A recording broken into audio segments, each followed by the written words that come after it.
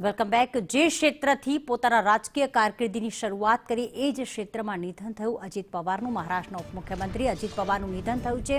મહત્વના સમાચાર મળી રહ્યા છે અને અલગ અલગ રાજનેતાઓ પોતાના શબ્દોમાં શ્રદ્ધાંજલિ આપી રહ્યા છે। ધરાવે છે એ મહત્વનું નથી, પરંતુ જે વિચાર ધરાવે છે એની અંદર એ સતત લખતા રહે એ મહત્વની વાત છે। અજીત પવાર જ્યારે એમના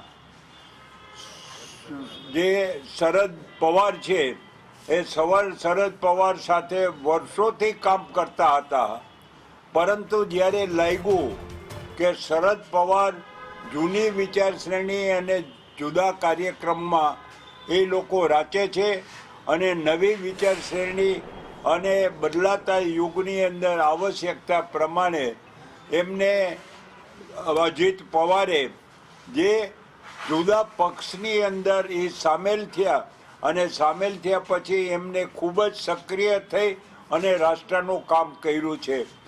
ભારતની સંસ્કૃતિના રખેવાળ તરીકે એ માણસે ખૂબ જ ધગશથી કામ કરી છે।